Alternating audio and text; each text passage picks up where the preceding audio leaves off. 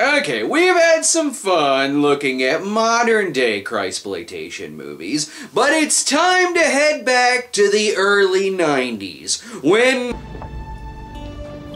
Hey, Scotty. Wait, goddammit, wait! At least let me get out a whole sentence before... Hey, Scotty. I said wait! Show a little stamina, movie! I can't do the whole review with stains on my crotch! Hey, Scotty.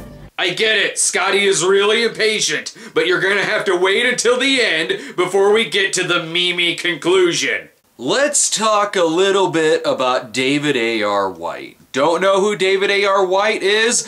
I sure as hell do. As an actor and producer and co-founder of PureFlix, his 1,000-yard stare graces my Facebook every damn day, when it should be sponsored ads for the Clinker Brick Fan Club. Not a suggested post goes by without White zapping his TV on with his laser eyes. White has appeared in and produced such films as God's Not Dead, Faith of Our Fathers, the Chuck Norris religious horror film, and that Billy Gardell ripoff of K9. His name also graces many inspirational Facebook posts. For instance, it's not how you start, it's how you finish. Really makes you think, in that why is he a black man now? Looking through these posts, I may feel slightly comfortable one minute, and then in the next, holy shit, he's gonna blow my head off execution style.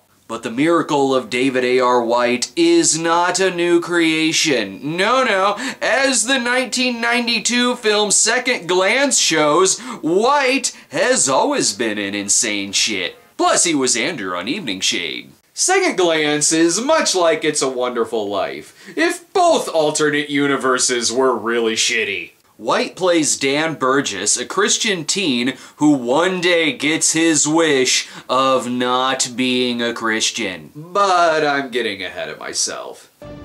Hey, Scotty.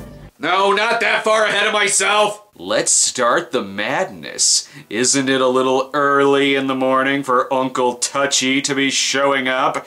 Oh, never mind. It's just Nanny sneaking up on the Muppet Babies. I sense shenanigans.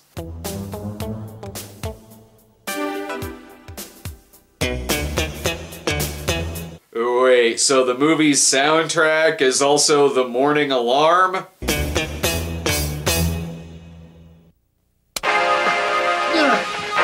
Oh, it's nice that the alarm music went away so that the alarm music would turn on. I'm honestly happy to see the Walsh family on a day that does not involve Freddy Krueger. The Burgesses are a very Christian family. Will you be quiet? Danny and Tamra sitting in a tree. Dad, shut her up. In which Dan really wants his dad to backhand his sister. But Dan is sad because despite being a nice guy, he doesn't have many friends. My tombstone's gonna read, "Here lies Dan Burgess, a real nice guy." And a lonely one, too. Dan is so lonely that even the jam inside of this jar has left him. He's also feeling sad because he wants to be with his crush, Tamara. Kissing. Jenny! And maybe he's sad because his creepy family says all their lines in unison. Is it normal for them to talk like they're in a shitty TGIF sitcom?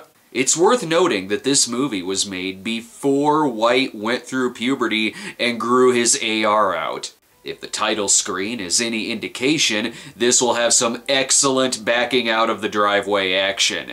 The film is produced and directed by Rich Cristiano. Really? One letter away from being called Rich Christian? Look, it was either between Rich Cristiano or Steve Jewish, and they decided to go with the more obvious choice. Already this school makes me a little nervous. Hey, Burgess, can we cheat off you in that English test today? Hadn't planned on it, Doug. Now, why don't you ask Mr. Milner? I'm sure he won't mind if you ask. Personally, I think Dan should let Doug cheat. After all, Doug's been a senior for like 20 years. Dan doesn't much care for Doug and the bullies. He mocks God, yet he gets all the girls. He's got a great car. Everyone bows down to him. He's got it all. No, man, Doug's got nothing if you don't have the Lord. Yeah, right. I'll see you in class. And we need to keep trying to reach him. First of all, tone down the aggression. And secondly, I've been saying for years that too many girls have a fetish for mocking God. Or was that getting zapped with a cattle prod? I can't remember. Ugh, gross. I hate it when the janitors hit on the students. I almost forgot how great the early 90s were for butt jeans. It is my lady, oh, it is my love. Oh, that she knew she were. Hey, Mr. Milner. And when it was no big thing for your teacher to be a creepy lurker. Speaking of creepy, we're only 6 minutes in, and when Dan lurks around Tamara, we can already break out the creepy music.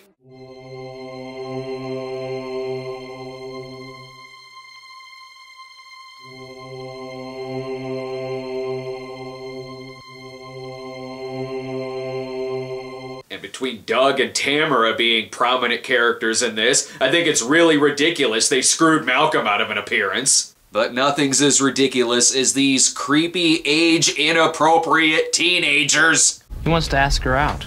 Cool it, Todd. Told you to forget it, man. She's after Doug. Cool it, Todd. Tamara's not in the market for nice guys. Cool it, Todd. Yeah, Todd, listen to your elders. He's almost as old as the janitor students. While Dan obsesses over Tamara, Vicky keeps quiet about her crush on Dan. I like nice guys. And she likes guys her own age, too. Seriously, even the casting director of Grease would say these actors look too old. Look at Bull here, acting jealous towards his girlfriend. But I saw him. Bull, you're gonna drive yourself crazy. You can't go around suspecting everybody who looks or talks to Melanie. I mean, I even talk to her now and then. What I mean, Bull, is that if you love Melanie and she loves you, then you have to trust one another. If you don't have this trust, then you don't have true love and it won't last. I mean, you'll still go to jail for banging an underage girl, but at least you're working on your jealousy issues. For a guy who complains about being lonely, everyone seems to know him, like him, and are friends with him. He looks around for his buddy Scotty, who is sitting over at the Freaks and Geeks table. The Bible's coming alive to me. I just can't get enough of it. That's great. I'm happy for you. If by Bible he means his dad's Playboys he just discovered. Alright, Scotty, why does this seem like it's leading somewhere? Hey, Dan. Yeah. Jesus, man. Whoa, spoiler alert, movie! Don't just give away the presents months before Christmas! What a time to be alive, back when the students dressed like the vending machines. We all know where this is going. He's gonna end up with tomboy drummer Mary Stuart Masterson. Seen it! But until then, he has enough courage to ask out Tamara. We're good friends, right? Yeah. Well, I wouldn't want anything to ruin our friendship. As it says in the Bible, droppest thou off on the way home, for thine disciples have entered the friend zone. No need for that distraction, it's test time. All right, students, it's time for all of you to destroy my waning faith in the American educational system.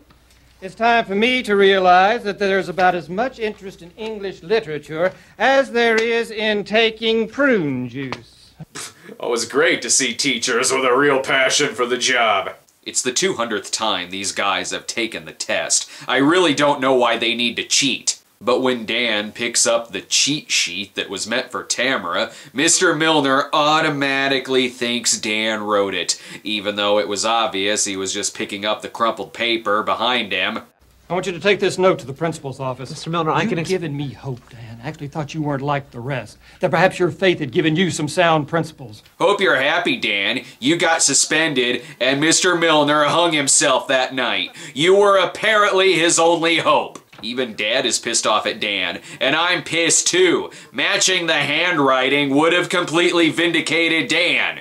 There's more important things, though, than cheating, like not being invited to the party. A lot of kids won't be there. Yeah, a bunch of nerds. Is Ricky a nerd? Come on, son, we've talked about this. Yes, Dan and his dad often have regular conversations about whether or not Ricky's a nerd. But now Dad finally gets to recite what he read on his Christian fortune cookie that day. You're just feeling sorry for yourself. No, I'm missing all the fun. No, you're missing all the sin. Because Christians never go to parties or end up with the popular girl. Dan is so mad he's skipping right to the end of the Bible. Turns out the end of times did it. The voices in his head, however, are making it very hard for him to concentrate. Burgess has got to get his rest for the weekend. What you got coming up, buddy? Big church hayride? I mean, you're a real nice guy. Some girl is gonna be real... I want you to go out and kill. Kill! Why are these movies so easy to turn into horror films? Dan wishes that he was never a believer. And if God can stop Jim Carrey from telling a lie, maybe he can make time for this. Or a visit from Peter Pan will do just fine. The next morning, what the hell, backwards hat, and both his room and the entire house are a complete mess. That could only mean one thing. He's an atheist. Thanks for letting me use your car. I'll be home by 5. Love, Mom. P.S. I made you some biscuits. So obvious. The first sign of a non-believer. Rock hard biscuits. And every alternate universe fantasy film like this needs an angel, so here's a guy they found at a nearby bowling tournament. He plays Muriel the Angel. Oh, look, whatever you're selling, I'm not buying. I'm not selling anything, Daniel. I'm here to talk with you about your prayer. And to work on his Hannibal Lecter impression. Yeah, well, I do feel like I have a lot of restrictions on me. Your new friends are here to pick you up. And they're honking at you with a Simon game. What the hell? No time for you, Kevin Nealon. Dan is now friends with the bullies, who even in this universe are just as creepy for hitting on the other students. So Tamara is now totally into Dan, and all it took was for him to wear a shirt that looks like a dreamsicle. This doesn't seem like that bad of a deal. It's not like he's looking at an alternate universe where he doesn't exist. He can still choose to be a Christian if he wants to. But since Dan wasn't there to stop Bull from beating the shit out of Ricky, we find this out. Do you know where Ricky is? Come on, man, you know. Know what? He's in a hospital. Hospital for what? You saw Bull bust him up yesterday after school. What does that have anything to do with him being a Christian? Do only Christians stop people from getting into fights? That just seems like Dan was in the right place at the right time. What? Why am I telling you this for? You were there. Man, they should have put Bull in jail instead of just suspending him for 2 weeks. Oh, I forgot that assaulting someone and putting them in the hospital only gets them a school suspension. Also in this universe, scissors are fucking huge! In the real world, Dan was the head of a fellowship of Christian athletes, but in this world... We're having a prayer meeting here for the film after school tomorrow? Well, as you can see, this is home economics. But it's supposed to be FCA. But there is a fellowship of satanic athletes in the room next door, and it's orgy night. Again, so far, this seems like the best day of his life. Level with me. What's going on here? I already told you, Daniel. The Heavenly Father answered your prayer last night. Today your life is as if you'd never become a believer. Dan's prayers took precedent over all of those starving children. God's got priorities here, people. The worst thing to happen to Dan so far is that people like name-calling him when he isn't looking. Delinquents. Troublemaker. I wouldn't say that to this face either. Those are the eyes of a fucking scanner! Even Bull's girlfriend wants a piece of Dan. This is really upping his game. If only he were a Christian, though. He could get as much tail as Jimmy Swaggart. But it's still test day. Porter? Gaiman? Oh, and in this universe, Straightman's name is Gaiman. Wonder if Mr. Milner is still here. What, Milner's gone? Danny boy, man, you smoked some bad weed this morning? We drove him crazy. He left over 3 months ago.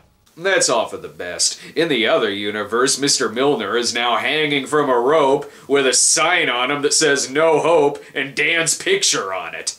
Through all of this, though, he never questions why the bullies suddenly like him. He's just glad he can sneak into bars now. Mr. Milner quitting, though, could not land him a teaching position anywhere else, so he's a waiter now. What do you mean? Yeah, I remember you. I know it was all you guys who messed with my car. If I could have proved it, I'd put you all behind bars where you belong. Mess with a car? Jail time. Assault somebody? School suspension. But we all know who the real enemy is. A bunch of spoiled kids whose only understanding of life comes from watching music videos.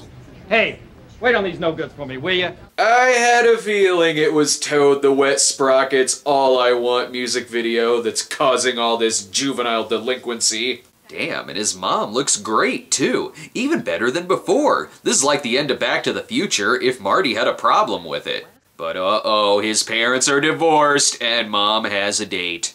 Have fun tonight at your party. Good for her. Mom deserves some dick after 20 years of marriage. The only downside here is that he has to put up with creepy Muriel. You had a big influence with Mr. Milner, too. He really liked you. Many days you were his only bright spot. You're being followed around by a guy who seems like he eats skin while watching the Faces of Death videos. And wait, so why did his parents divorce? Your folks have been divorced for several years. You see, it was your prayers that held your folks together when they were going through the tough times. You know, their marriage couldn't have been that strong if the only thing holding it together was Dan being a Christian. Maybe it's a good thing they got divorced. Since you weren't there to pray for them, they split up. As for Jenny, she was never born. Oh, well, that is a bad thing, I guess. But I kind of like the way some things are going. I mean, for a change, everybody doesn't just see me as a nice guy. I mean, I'm respected, I'm popular, Tamara's crazy about me. Dude, you just found out your sister doesn't exist, and the only thing you can think about is, wow, I'm sure glad I got a date for Friday. Your sister just theoretically died. You're not a very good Christian. Then again, his guardian angel spends most of the time staring up at the sun. This had better be good. Hello? 7 o'clock. I'll be waiting. Tamara? You're gonna have sex, Daniel. In case you're wondering where Dan got the new car, turns out he has a gambling addiction and bought the car with his winnings. Given that this is a different subconscious, that means he's licked the gambling addiction of his other self, and he has a new car! Plus a date with Tamara. He's gotta make his hair look its Mike Severiest. He looks like whenever a trust fund kid is a villain of the week on Miami Vice. He may be underage, but he deserves a drink. He just lost his sister and still doesn't give a shit about it. Uh-oh, someone invited old Crazy Eyes to the party. This could get awkward, but while there is underage drinking, at least there's adult chaperones who do not break up this fight. Why don't you go back to Bull, Mel? That's about as good as you're gonna get. Listen, you better start to face the fact that Danny's mine and you're out. Dude, your life is now an episode of Dynasty. Even I want to hang out with Dan, which is really saying something, because I highly doubt that Dan could rank the films of Alejandro Jodorowsky. Listen, Mel, I don't want you to come near him again. You got that? Well, I can't stop doing that, Tamara, because I'm pregnant. Oops, never mind. Dan is in a shitty MTV reality show. I'll pass. Okay, she's not really pregnant. She just said that to scare away Tamara. So if you're not a Christian, you'll have a pregnancy scare, but without the pregnancy. Okay. You just told everybody that you were pregnant. I think they'll eventually find out she's not pregnant. Tamara's actually mad at Dan because he looks like a pixie stick. Oh, she hates him now. Imagine if something terrible happened, like a dead relative. Don't worry about it, buddy. Women are like buses. One comes along every 10 minutes. And if you drive them under 50 miles per hour, they explode, bro. A lot was built up about Scotty earlier. I wish he would make an appearance at this party. You're a real scum. Why? What'd I do? That was Scott's sister. Yeah, I know. I was supposed to meet Scotty after school today. You're on drugs. It's a pretty low joke. Well, he better be on drugs. Guardian angel, drugs. I rarely get to break out the Wired poster. Listen, what's going on? Where is he? In his grave. You know he committed suicide 3 months ago. Why are you doing this?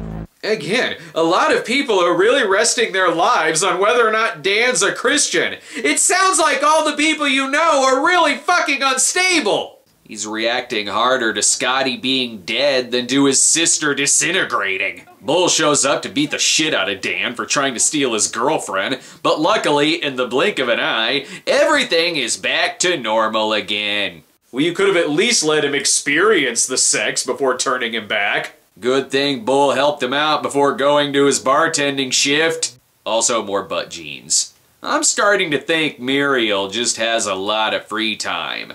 Hey, what about Scotty Parks? He's okay, isn't he? And my mom and dad are together and Jenny's still alive? Why am I not surprised he put his sister last on that list? Again, even the real world seems insane. That was a very unwise request you made, Daniel, wishing you were a non-believer.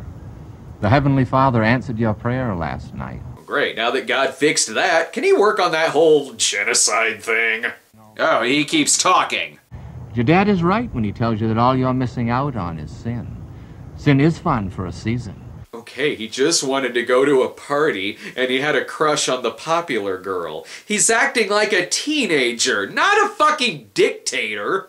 I know you have an attraction for Tamara, Daniel, but the Lord holds relationships most sacred, and it grieves him when his children take them so liberally. Let me ask you, are you ready to be married? Well, not yet. I mean, I want to go to college first, you know, and maybe get a job. And you're not ready for the relationship. What do these movies have against dating? Now I know why Clay Walsh from Old Fashioned didn't want to be alone in a room with a woman. Muriel would show up and demean him for having a crush. Plus, Clay Walsh was gay. The more Muriel talks, the more I think he may be an evil spirit. Let me ask you, the girl you'd like to marry, how many other men would you like her to be intimate with before you marry her? Well, no one. Wouldn't it be great, Daniel, to spend your life with a person who is untouched by anyone else? I'm sorry, this is the better universe? What I'm saying, Daniel, is that if a woman has been intimate with anyone else, that makes her completely worthless as a human being. This guy looks like he's about to hand Daniel Nike shoes, sweatpants, and a Heaven's Gate pamphlet. But at least the bullies seem okay. And even Doug is being influenced by you. Doug? All he does is mock us and the Lord. On the outside and to keep his image. But you didn't know that Doug was reading his Bible every night in his room. Muriel also sees Doug touch himself at night. It's kind of his thing. Oh, and you're not suspended from school either. Mr. Milner figured out what happened. Oh, thank God. Truly the real issue of this film. Well, now it's back to regular life for Dan. Oh, fuck. Muriel messed up. He's now living in Groundhog Day. And for some reason, his sister is in a hospital gown. Coming back into existence must really hurt. Side effects of seeing your alternate existence is that you will become an annoying morning person. Mom, you look great. Good to see you. Dad, how's it going? How's the job going? Jenny. Hey, Gracie. Don't be happy yet. You're still out of jam. Now Dan's having an even better day. He doesn't have used goods Tamara on his mind. What's gotten into you, man? You seem all pumped up. Things must be going better with Tamara. No, things are better with Jesus. Jesus looks far better in a cheerleader skirt. And since he's found out that Doug is a secret Christian, now's the opportunity to introduce him to some Christian films, probably produced by David A.R. White. I know we don't see eye to eye and everything, but just do me this one favor one time. Come on, give the film a chance. And I said I ain't got the time. Make the time. Jesus Christ! Is he gonna psychological thriller the Lord right into Doug's heart? It's got the answers, man.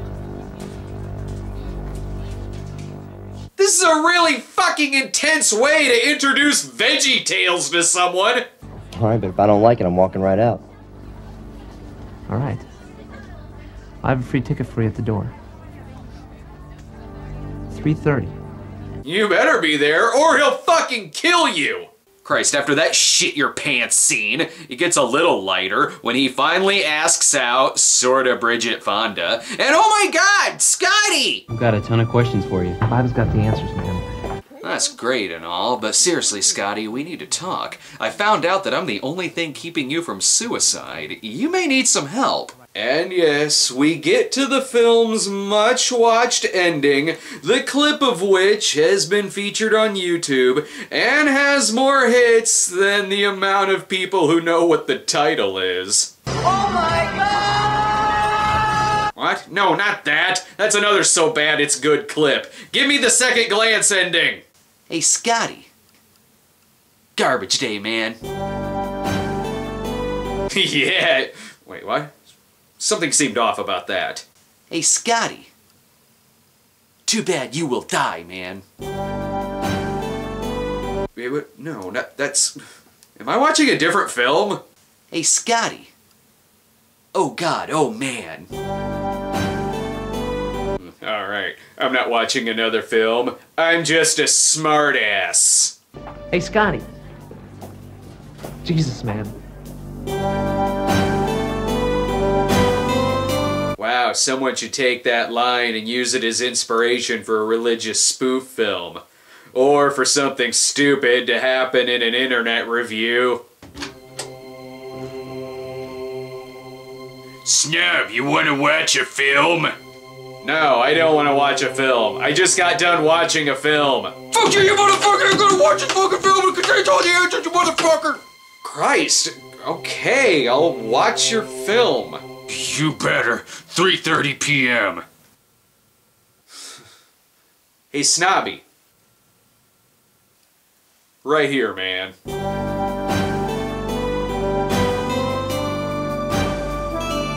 Anyway, like every other David A.R. White film, this movie proves that with David A.R. White's name attached to it, it will contain a level of insane unpredictability that will make the film work in so many ways, none of which are the ways it intends. I wholeheartedly agree with the sentiment that we need "Fuck yeah, David A.R. White" t-shirts. And the best part is that since the movie was only 50 minutes, most of the tape was padded out with trailers. How does a worldly high school guy start dating an unsuspecting Christian girl? The Pretender.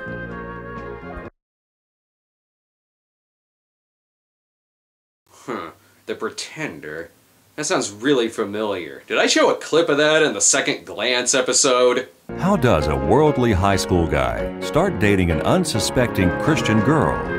The Pretender. Well, great. That means I have to watch the fucking thing. Might as well. I own it on DVD. 3 movies for the price of 1.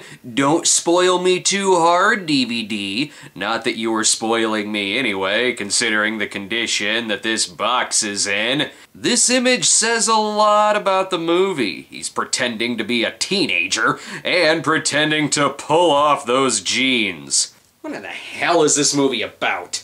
A classic youth film. Nope, not reading the rest. Already lies. The Pretender is about a high schooler who pretends to be Christian in order to have sex with the religious girl in school. It's that crossover between Second Glance and Cruel Intentions that is really confusing my erection. Speaking of Second Glance, the movie comes to us from Second Glance director Richard Cristiano's brother Dave. No need to fight, boys. Your parents are disappointed in both of you. That's either a film reel or a spinning button. I'm guessing they know more about buttons. This movie has no time to waste, so in the opening credits, we're introduced to our lead assholes. Look at Sandy, man. Boy, she really ballooned over the summer. She's bigger than anyone on the football team. She's bigger than the whole team, man. Hey, Marcy Adams did it over the summer. Did what? She got uglier. Our heroes, ladies and gentlemen, and I'm sure they're all catches in their own right. Ah, yeah, the perfect specimens of manhood. Yeah, I can see I'm gonna be lowering my standards again this year. Your standards should already be lowered. And by the way you're all dressed, I'm guessing none of you are actually into any of the women at this school. Stop pretending. She really grew up over the summer. She looks pretty good. She looks real good. She looks good enough. Also, stop pretending you're not creepy 30-year-olds. Our main character is Keith, who has a technique to wooing the ladies. Who'd I date last summer? Kelly. How'd I get her? You got lucky. Yeah, you wish. She was into art. So I got to know a little bit about art. I read a book, went to a museum, and then I asked her out to an exhibit. Good, so you learned to draw a stick figure and got a blowjob afterwards. I'm impressed. Did you have to pretend to be anything else? Last winter, who'd I date? Melanie. How'd I get her? The same way. She was into jazz, right? So I got a little bit about the artist, bought a few records, and asked her out to a concert. 3 months later, she was off the chart. You only dated her so you could make that stupid music joke. Wait a minute. The guy playing Keith's friend Nick is Muhammad from The Sopranos. The guy playing Keith, this is the only movie he's been in. Keith's next target is the Christian student Dana, so his plan is to get in good with her friend Frank by pretending to be Christian. He's gonna get on his good side by listening to the sound of his body talk. I don't know why they weren't friends to begin with. They're both middle-aged men attending high school. Let's see if Frank falls for this. You want to run that by me again? I became a Christian, you know, just like you did. Christian? What is this, some kind of a joke? Would I joke about something like this? Keith didn't count on having to convince doubting Thomas. Keith assures him that he's now a Christian. Well, the great thing about it is, Frank, ever since I became a Christian, I haven't had anything to drink, I haven't had any dope, and me, I haven't even had a date. It's been unbelievable. Yes, but have you destroyed your rock and roll albums? It's important that I get a chance to reference Rocket's Your Decision. Why isn't Frank picking up on the fact that Keith is a perv? Well, what about girls? I mean, the only one I know who is a Christian is Dana Stratton. Where's she go? She goes to Grace Bible. Well, now there's Connie Sessler and there's Laura Jenkins. They go over to Central, too. Oh. Well, I guess I have to just get to know all of them a little better. Well, nothing says getting to know you better like instant restraining order. Unfortunately, Bible for Dummies hasn't been written yet. Excuse me, sir. Which one of these Bibles is the one Jesus preached out of? Wait, you don't even know what the Bible is? Guess he didn't destroy his rock and roll albums, but he is skipping to the Cliff Notes and simply reading What Christians Believe. I don't see Kirk Cameron's name on there, so he might be safe. Has he learned anything important yet? For God so loved the world that he gave his only begotten Son, that whoever believes in him shall not perish but have eternal life. John chapter 3, verse 16. Oh boy, it's a good thing you're learning the obscure verses. By the way, you all look like pieces of fruit-striped gum. Keith switches into Dana's classroom so the two of them can hit it off. Yeah. I couldn't help noticing that you have a Bible with you. Well, I'm still hanging. Nice editing. Did they wait until after class to finish that discussion? She invites him to a fellowship, and make sure you take that sock out of your pants before you go with her, dude. He's got plenty more studying with Frank to do. This is good stuff, man. In other words, I like to put it this way. If you come to Jesus, you come all the way. What? He did not just say that. If you come to Jesus, come all the way. Yep, he sure did say that. What is with these movies and their characters always staining their pants? Remember this from Footman? Will you come? Will you come? Will you come? A lot of blue balls going on in these movies. And a lot of talking about music. Would you like Christian music? No. It's any of that hard rock stuff, is it? No, silly. Oh, good. I hate all that. It's of the devil. You look like someone who listens to a lot of Bryan Adams. Neither God nor the devil cares about your music taste. Ooh, the Pizza Inn. It's a hotel where you order a pizza and fuck a hooker on top of it. Keith has good news. He gets to start preaching. Well, I like to put it this way. If you come to Jesus, come all the way. Stop saying that! This is a lot of work to have very average sex. But what did Dana think? She was impressed. Well, what happened when you took her home? Did you kiss her? Nope. Why not? Hey, I've got a plan. And that plan is to never have sex again. He does ask her out, but it's framed like it's being filmed by some pervert who should not be in that class. Wow, some date, a cross-country meet. And now the real mystery of the movie. How do you know who wins?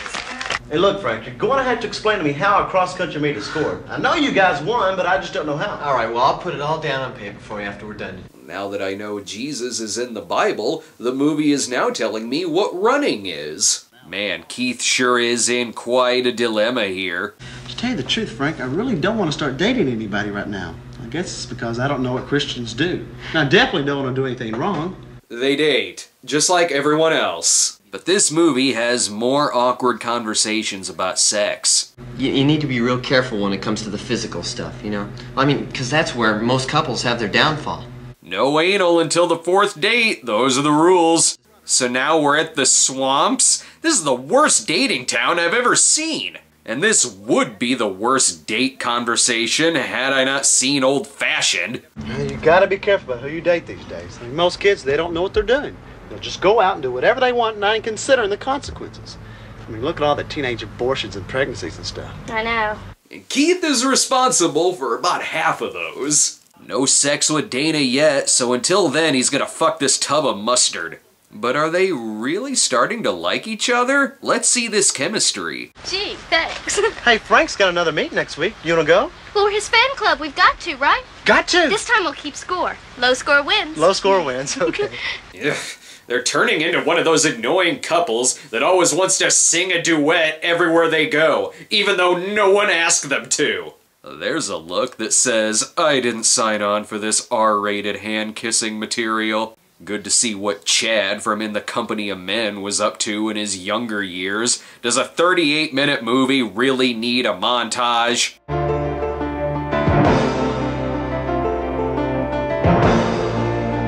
The main character doesn't play sports! Why are you showing me this? Get back to the awkward conversation. What do you think the #1 problem is with Christian youth today? Drinking, drugs, or sex? It's actually none of those things. It's pure flicks.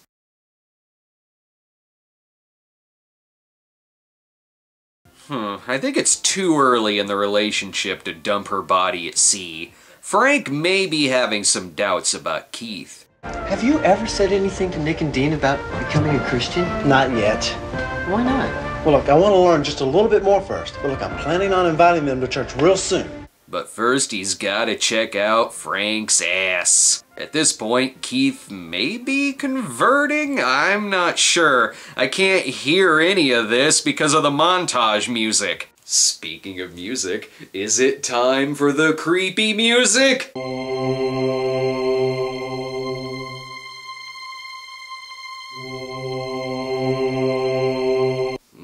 Dana may be getting stalked. They should hire the Pretender. You know, the TV one, not the one in this movie. And Keith is definitely the right person Dana should go to when she has concerns about her friend's peer pressure. Peer pressure's really getting to her. Well, that's not her problem. I really think it is, Keith. I don't think it is. I know what her problem is. She doesn't love Jesus. What, are you kidding? Jesus totally wants to hit off of that bong! Frank wants Keith to come witness to their troubled ex-friend. But aw man, Keith totally has to work. Look, if anything changes, you let me know, okay? All right, I will.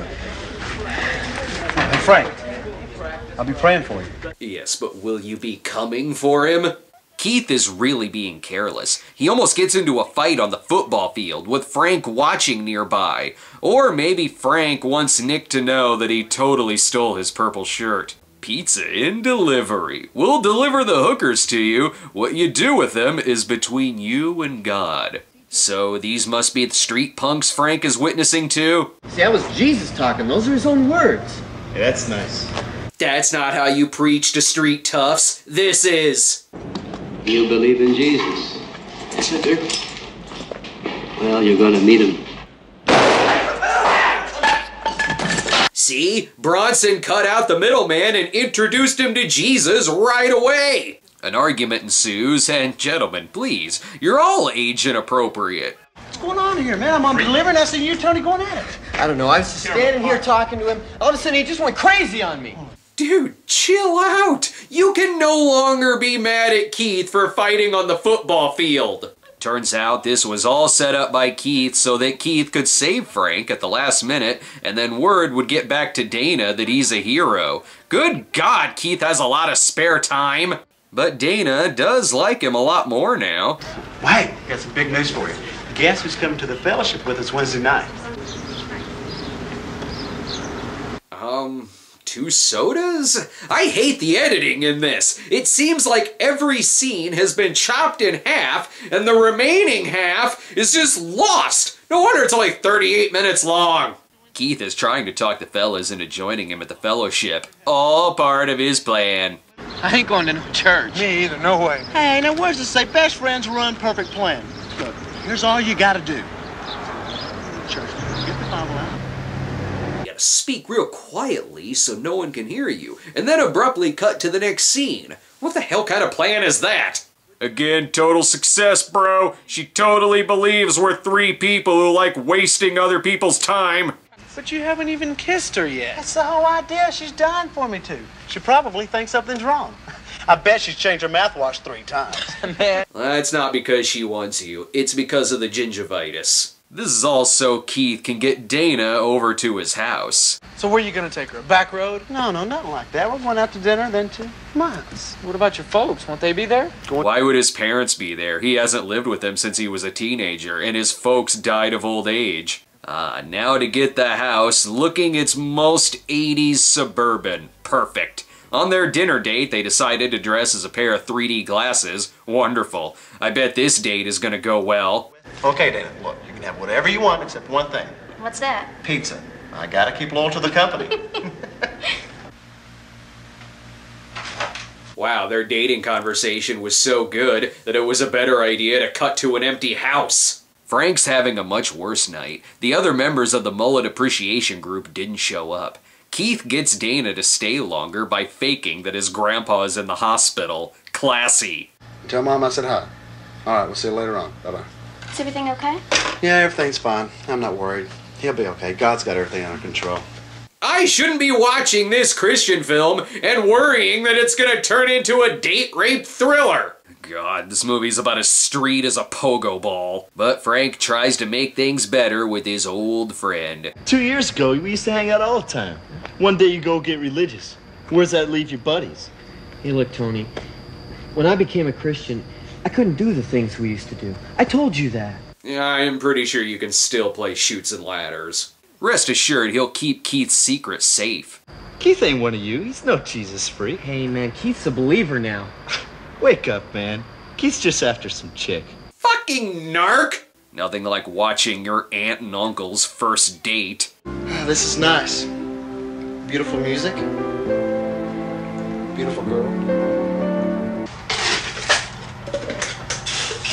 Real romance. A soda machine. The boys called to warn Keith that Frank is on his way over, but alright, no cell phones. It's much easier to be fake Christian with cell phones, and with actual dialogue.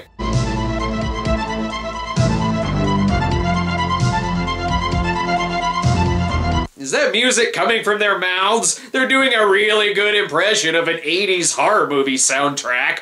Are they gonna kiss? Are they gonna kiss? Ha ha, psych! Because God forbid anyone in these movies actually kiss. Fucking Second Glance actually used a locker to cover up when Daniel got kissed by his alternate universe girlfriend. Hey Frank, just invite yourself in, buddy. You wanna go for a ride in the car? We can talk. Frank, we're on a date here, man. Oh, I'm sorry about that. Look, I really need to talk to you. Can it wait? No, it can't. It's okay, Keith. Okay, I'm thinking that she shouldn't be hanging out with either of these two. They're both creepy and weird. I went to see Tony tonight. So? Well, I mean, great! Did he pray to receive Jesus? No. You know, I had to bury you alive for what you've been pulling. Frank, stop trying to murder people. That's not very Christian. But these cheesy lines sure are. Gospel according to Keith. It's over. That may be true, but this movie is only getting better and better. See, they've added a fourth douchebag to the mix. There's Tanya. What a dog. What do you mean, Richard? Tanya's nice. Oh, man, the girl is barking. You're all gonna die virgins. Worst part, though, facing Dana once she knows the truth.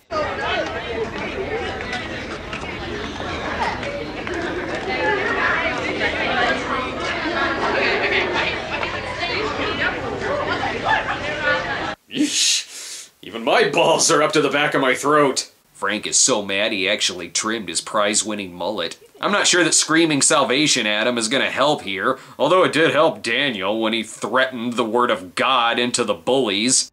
Friday night, a couple of us are going bowling. Come along, we'll talk. You're unbelievable, Frank. Don't you ever give up?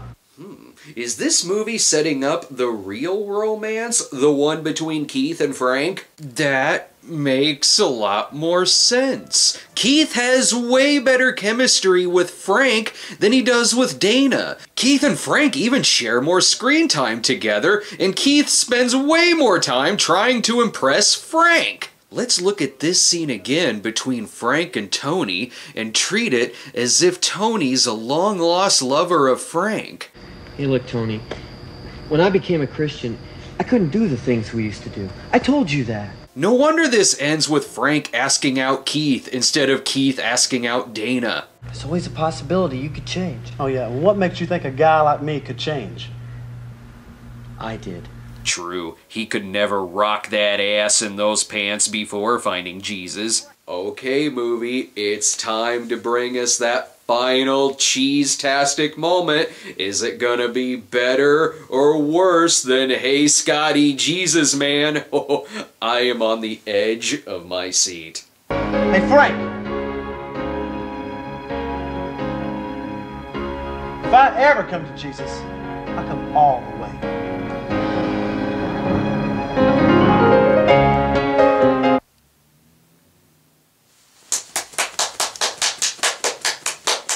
And Keith is also rocking those ass jeans. He's found salvation just like Frank. Well, that final line was... wow. Even better than Hey Scotty, Jesus Man. This totally elevated this movie from The Pretender to The Great Pretender. Will Keith make amends with Dana? Will he find Jesus? Who gives a shit? The lines in this movie are just perfect. Something like The Pretender brings us back to a time when a movie like this could just be cheesy, innocent, and relatively harmless. Instead of the hateful victimization bullshit that's pumped out into theaters nowadays, and whatever the fuck they were trying to accomplish with Old Fashioned. Will I be taking a look at any of the other movies on this Cristiano DVD? Oh, you bet I am. I'm gonna cum all over this DVD. And when I come for a Cristiano DVD, I come hard. You heard me. Go preach to somebody else. Hey, come on, Tony. Take it easy. They're going. Nobody's hurt, man. Hey, he's lucky he didn't get hurt. Just take it easy, man. They're Hey, going. take a They're hike, going. pal. They're going. Don't ever come back to this Just alley again. get a grip. Get a grip, Tony. Get a grip. Take it easy.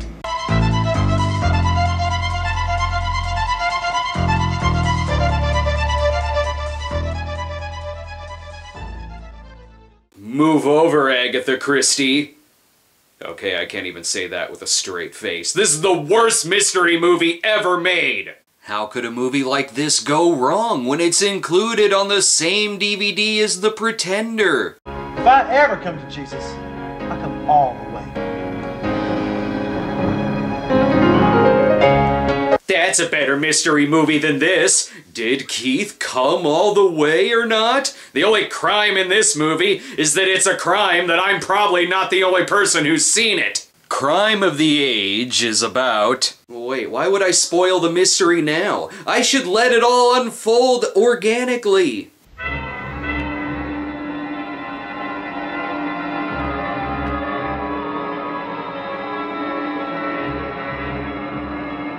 So, it's a slasher film? I've seen slasher films that don't look as slasher filmy as this.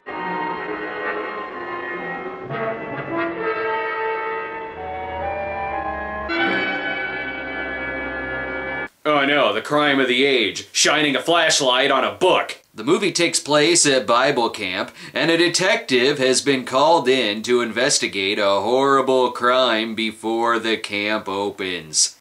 Thank you for coming, Detective.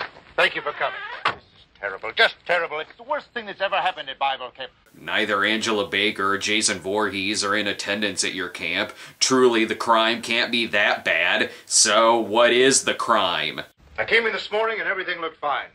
But when I got over to my desk, I noticed it. The book was gone. The book was gone? The book was gone. Was the book gone? Is the book gone? Are you sure the book is gone? Please tell me the book isn't gone. So a stolen book is the worst thing to happen at your camp? I'd say this is the most successful summer camp ever put on film. There is, however, a clue. And you didn't notice anything else moved or out of place except that carrot.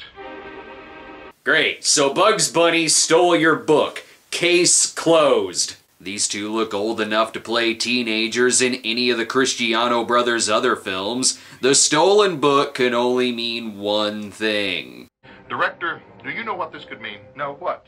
One of your staff members might not be a Christian. No. Yes. Oh, heaven forbid! Is it a slow day at the police force? Shouldn't you be investigating murders? This is no small matter we're dealing with here. We're not talking about trespassing, robbery, or even murder. We're dealing with a crime much more serious than that.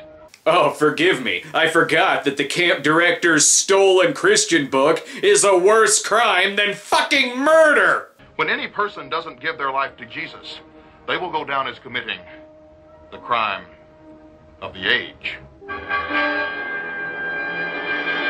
Oh, move over, O.J. Simpson. The real crime of the century is underway. A stolen book does not require a dun-dun-dun. The detective first asks the lifeguard who he thinks did the crime of the age.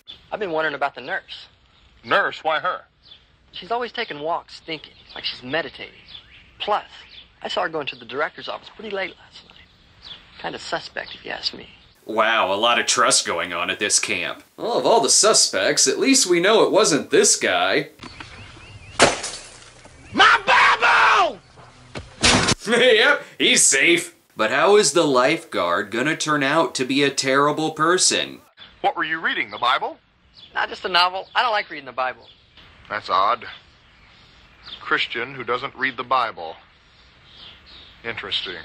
It's odd that you give a shit about this. It's none of your fucking business. Any other questions? Do you like carrots? Yeah, I like carrots. Interesting.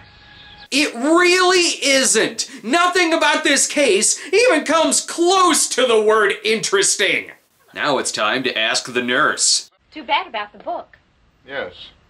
It's a terrible crime. No, murder is a terrible crime, despite the movie telling me that a stolen book is worse. The nurse blames the cook, so someone didn't call someone back for a second date. But what's the terrible thing the nurse has done? No, I never pray. How's that? Well, I figure it this way, Detective. I mean, God's gonna do what God's gonna do, no matter what I say. That's odd. A Christian who doesn't pray. Interesting. She doesn't have enough closet space for her war room yet. Give her a fucking break. Or just ask her about carrots. Do you like carrots? Yes, I like carrots. Interesting. Stop trying to redefine the word interesting. You know what this movie really needs? Singing. Amazing grace, how sweet the sound that saved a cook like me. What kind of Christian changes the lyrics to Amazing Grace? Interesting. Was blind, but now I see. Stop that shit right now! You've got a crime of the age to solve! And you're interrupting the chef who appears to be cooking up his own diarrhea. Well, now that you bring it up, I'm not too sure about the coach. The coach? Why him? He's always playing basketball, even on Sundays. A coach who likes to play sports? What are the fucking odds? And what are the odds the detective is going to have a problem with how the chef lives his life? Of course, you do spend time doing other things, like reading the Bible and praying. Not me. I've got my Christian music. That's all I need. That's odd. A Christian who only listens to music. Interesting. Hey, Carmen Licciardello made Satan bite the dust with his 6-shooters in the Old West. Music is all this guy really needs. I'm getting the feeling that this movie likes repeating all the same dialogue. Oh, by the way, do you like carrots? Yeah, I like carrots. Interesting. What's interesting is that this movie took 2 fucking people to write the script. Both Dave and Rich Cristiano came together to wash, rinse, and repeat the same conversations. Well, there's a look that says, thank God he didn't realize I'm a pedophile. Any leads on the carrot that was left behind? The fingerprints on the carrot were smudged, and the carrot was broken, not bitten. So we've got nothing. The carrot was our only clue. Oh, must be why it took only 5 minutes to test it for teeth marks and fingerprints. And you should have been able to tell by looking at it whether or not it had teeth marks on it. The coach is immediately under suspicion for that mullet and for standing up Frank at their mullet appreciation group. You say you were at the game last night. Oh, come on now, detective. You don't think I took the book. I'm just trying to, keep the score straight. I'm not even gonna dignify that with a David Caruso stinger. But the coach also has flaws, God forbid. That's odd. A Christian who doesn't like to go to church. Interesting. Maybe he's got shit to do. Is he gonna ask him if he likes carrots? Oh, by the way, do you like carrots? Is the guy gonna say, yeah, I like carrots? Yeah, I like carrots.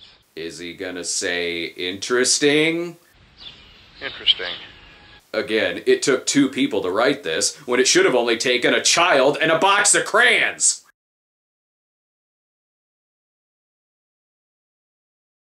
Now to ask the secretary the same fucking questions.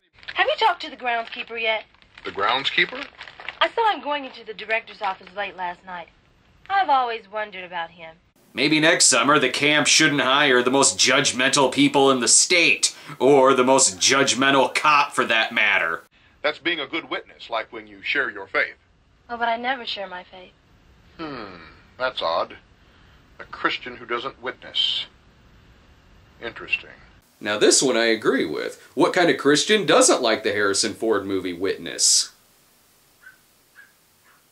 Arf, arf, arf, arf, arf! And yes, she likes carrots, because in a 32-minute movie, why waste time with new conversations? Already I'm suspecting the groundskeeper, because he's played by actor Donnie Keshawars, who was Nick in The Pretender. But there is something I like about this guy. You know, this thing is all pretty ridiculous, if you ask me. How's that? Hiring a detective to look for a little book? But the book was stolen. So what? Stealing's a sin. It'll turn up. Finally, someone in this movie with some common sense. You're not supposed to solve crimes because you think they're a sin. You're supposed to solve them because something illegal happened. A thought that is lost on the detective. That's odd. A Christian not concerned about sin. Interesting. That's odd. A Christian who thinks stealing a book is a worse crime than murder. Interesting. I don't know why he's still asking them about carrots. They've already deemed that clue to be utterly worthless. Still doesn't stop him from making sure that carrots are served at dinner. Heavenly Father, we thank you again for our daily bread. Lord Jesus, we thank you for being the bread of life. I believe you mean the carrot of life. How is this a test? They've all admitted to liking carrots. Why would it be out of the ordinary for them to take one? And putting the carrot back only makes it seem like they're more of a suspect. All of you are liars for not eating these carrots. Even when there's no dialogue, they're just repeating the same shit over and over again. But uh-oh, the only one to eat a carrot is the camp director. Interesting. Angela's dick laughs at your puny excuse for a twist. The camp director gives him another copy of his Christian book to look over. Wait, so if he could get another copy of the book, why is it the crime of the age that one of them was stolen? No matter, the detective has got some reading to do. That's it. That's the connection! The detective assembles all of them to waste their time once more. When you're in the detecting business, a lot of people think they're being judged. Well, that's not my job. You've been judging them this entire movie! There are a lot of crimes that take place in the world every day, and each crime has its own punishment. But there's one crime that ends in eternal destruction. This is not one of those crimes! Best part of this scene is Donnie Keshawars not giving a shit about any of this. Time to start pointing fingers again. It could have been the nurse. Yes, well, I did go in the director's office. I was feeling lonely. Well, wouldn't you if you went a whole day and never prayed to Jesus? I know all this. I remember it from the interviews. Why are you telling me this again? After I talked to you, I finally prayed to Jesus, but I didn't take that book. Oh, it's because everyone is now a better Christian from talking to the worst detective ever. After talking to you, I turned my tape player off, and I've been thinking more about the Lord. After I talked to you, I changed my schedule, switched around some games. After I talked to you, I started praying for opportunities on how to share my faith. This detective making someone a better Christian is like a Big Mac making someone a better vegan. And that's not the only shtick this scene repeats. But I didn't take that book. Never said that you did. Just that you could have. I never said you did. I just said that you could have. I never said that you did. I only said that you could have. I never said that you did. I only said that you could have.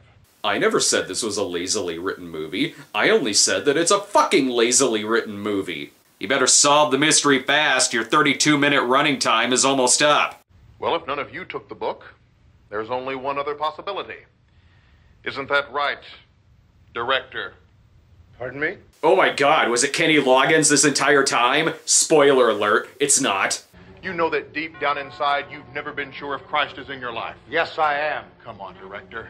You know that without a personal relationship with Jesus, life is nothing but a charade, and your life has been just that. That's just plain not true. I'll bet you're the most popular cop on the force. But without Jesus, I wouldn't have this DVD in my collection. When they start getting info incorrect about the book, the chef incriminates himself by correcting them.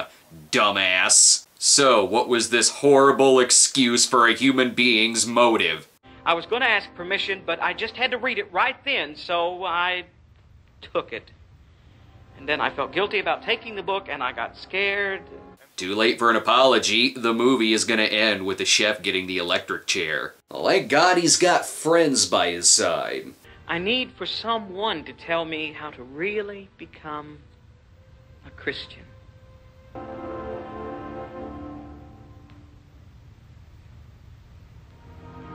First off, maybe stop with all the judgmental looks. Why the hell would anyone go to this camp?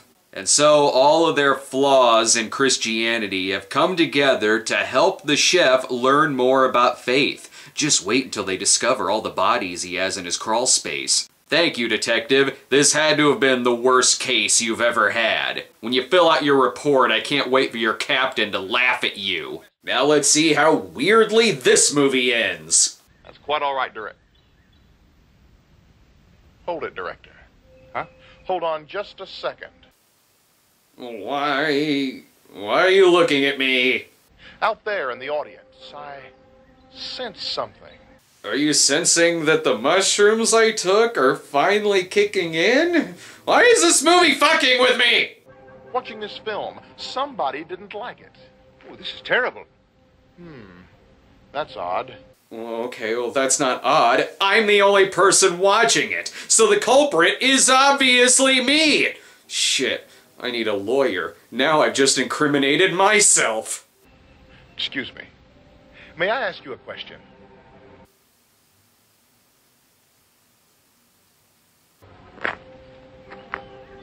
Do you like carrots? No, I don't like carrots, as a matter of fact. So by this movie's logic, that must mean that I'm a good Christian. What is it with these Cristiano movies getting really fucked up and weird in the last scenes? I guess that's how they top Hey Scotty Jesus Man, and I'm gonna come all the way. Just straight up have the characters talk to you and berate you for not thinking it's a good movie. Now I know what slasher movies would be like if the killer never showed up. It's just people arguing over who took a fucking book. I got a real mystery for you. How the hell am I gonna pad out one of the shortest episodes in years? Well, do you like carrots? I sure hope so, because I'm gonna stick one up my ass. Hey you. You out there. Yeah, you, Steve. Did you not like the review? Do you not like carrots? Do you not like a good Cristiano Brothers mystery film? Well, good!